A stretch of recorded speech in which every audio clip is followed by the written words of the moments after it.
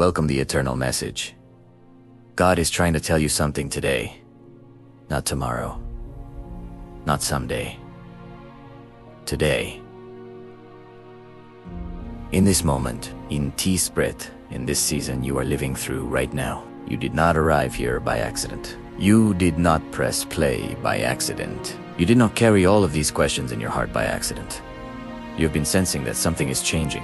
You have been feeling restless in places that used to feel comfortable. You have been feeling uneasy about decisions that once seemed easy. You have been waking up with thoughts you cannot explain.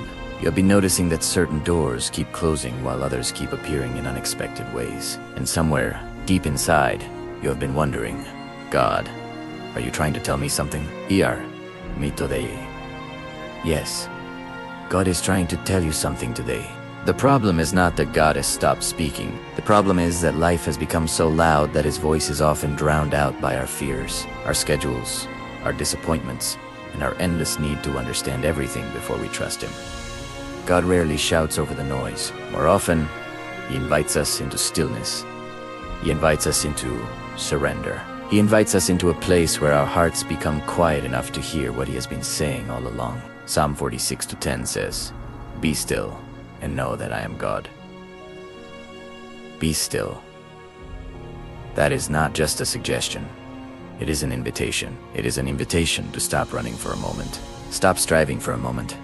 Stop trying to control every outcome for a moment. Because sometimes, the answer you have been begging God to give is waiting on the other side of stillness. Sometimes the breakthrough begins when the noise finally settles and you realize that God has been speaking to you in ways you did not expect. Maybe God is trying to tell you that the thing you keep chasing is not the thing that will fulfill you. Maybe he is trying to tell you that the door you keep trying to force open is not the door he has prepared for you. Maybe he is trying to tell you that the relationship you keep trying to rescue is the very relationship he is trying to heal through surrender. Maybe he is trying to tell you that your worth has never depended on your success, your performance, your income, your appearance, or the approval of other people.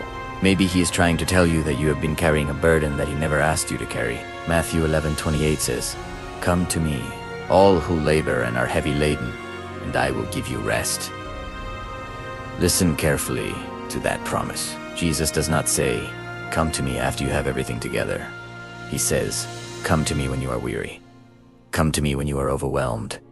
Come to me when you are confused. Come to me when you are exhausted. Come to me when you do not know what the next step is." Maybe God is trying to tell you today that you do not have to keep pretending to be stronger than you are. You do not have to keep acting as though you are fine when your heart is breaking. You do not have to carry everything alone.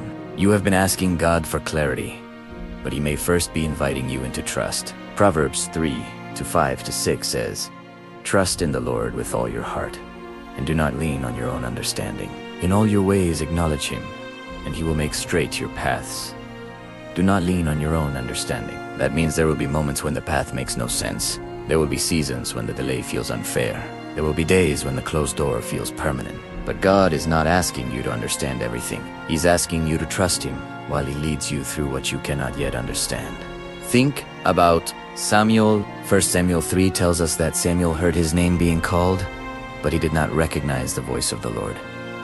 He thought someone else was speaking. How many times have we done the same thing? God was speaking through a conviction we could not ignore. God was speaking through a door that closed unexpectedly. God was speaking through a burden that kept returning. God was speaking through a season that forced us to slow down. God was speaking through scripture that suddenly felt alive. God was speaking through the peace that came when we surrendered. But we kept looking for something dramatic while God was speaking gently. When Samuel finally responded, he said, "Speak, Lord, for your servant hears." That is the posture of a heart that is ready to receive. Maybe today God is inviting you to pray a different kind of prayer. Not, "God, explain everything." Not, "God, show me the entire future." But, "Speak, Lord, for your servant hears." A surrendered heart hears what a distracted heart often misses. Maybe God is trying to tell you that you are not forgotten. You have been waiting for an answer, and the waiting has convinced you that heaven has become silent. But Isaiah 42:31 says, "They who wait for the Lord shall renew their strength."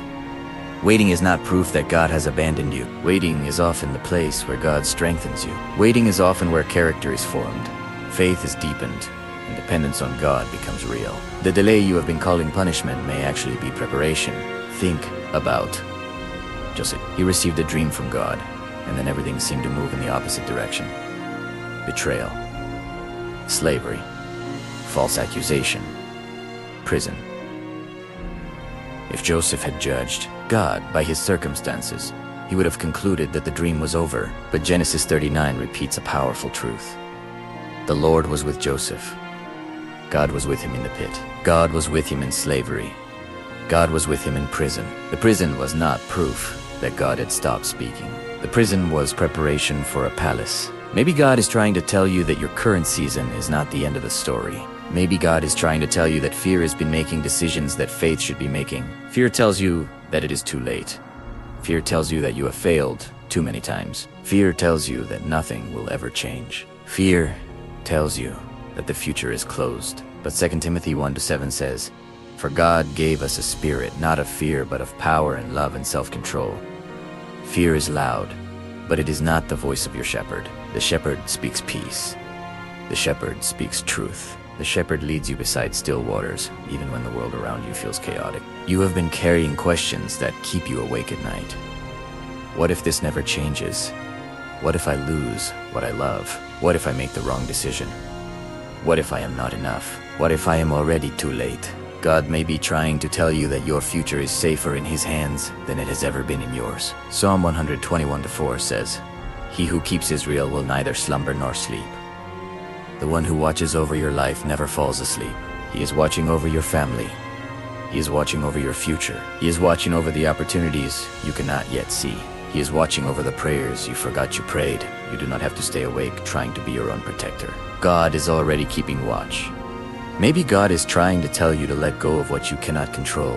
You have been trying to force outcomes, manage every possibility, and hold together things that are slipping through your fingers. But Isaiah 26-3 says, "You keep him in perfect peace, whose mind is stayed on you, because he trusts in you." Perfect peace is not found in perfect circumstances. It is found in a mind that remains fixed on God. The more tightly you grip what you cannot control, the more exhausted you become. Surrender is not giving up. Surrender is placing your life into stronger hands than your own. Think about Elijah. After one of the greatest victories of his life, he found himself exhausted, afraid, and convinced that everything was over. He ran into the wilderness and wanted to quit. God did not shame him. God gave him rest. God gave him food. God gave him His presence. And then, in 1 Kings 19, God spoke not through the wind, not through the earthquake, not through the fire, but through a still small voice. The still small voice changed everything. Maybe the voice you are waiting for is not dramatic. Maybe it is gentle. Maybe it is the quiet conviction that keeps returning. Maybe it is the scripture that keeps appearing. Maybe it is the peace that comes when you stop fighting God's direction. Maybe God is trying to tell you that forgiveness is the key that will unlock the next season of your life. You have been carrying anger, resentment, regret, or shame for so long that it has become familiar. But familiar is not the same as healthy. Ephesians 4:31-32 calls us to put away bitterness and to forgive as Christ has forgiven us. Forgiveness does not mean what happened was acceptable. It means you refuse to let the wound become your identity. God may be trying to tell you that the freedom you are asking for is waiting on the other side of release. Maybe God is trying to tell you that He is opening a new door. You have been grieving what closed. But Revelation 3-8 says, "Behold, I have set before you an open door, which no one is able to shut." You keep staring at the door that closed while God is preparing the one that is opening. You keep asking why something ended while heaven is preparing what begins next. God has a way of leading His people into places they never expected. Ruth expected survival. God prepared a legacy. David expected to watch sheep. God prepared a throne. The disciples expected a cross. God prepared a resurrection. The story is often better than the chapter that broke your heart. Romans 8:28 says, "And we know that for those who love God, all things work together for good." All things. The delays, the disappointments, the closed doors, the unanswered prayers, the tears, the mistakes, the detours. God is able to weave every part of your story into a testimony of His faithfulness. You may not understand the pattern while it is being woven, but the weaver does. So what is God trying to tell you today? He may be telling you that you are loved. He may be telling you that you are not alone. He may be telling you that the waiting is not wasted. He may be telling you that the storm is not bigger than him. He may be telling you that the closed door was protection. He may be telling you that the prayer you almost forgot is still in his hands. He may be telling you that the story you thought was over is still being written. He may be telling you that the miracle is closer than you think.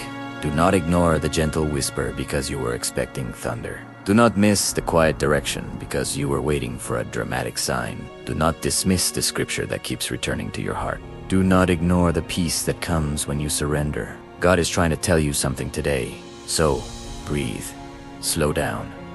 Open your heart. Open His word. Ask Him again. Speak, Lord, for your servant hears. And then listen with a heart that is willing to obey. Because the God who formed you, who knows you, who loves you, and who has been with you in every chapter of your life is still speaking today. He has not forgotten you. He has not abandoned you. He has not stopped leading you. He is trying to tell you something today. Stay faithful. Stay alert. Stay close to the shepherd, because the voice of the one who calls you by name is still speaking, and his voice is leading you toward hope, toward purpose, and toward the future he has prepared for you.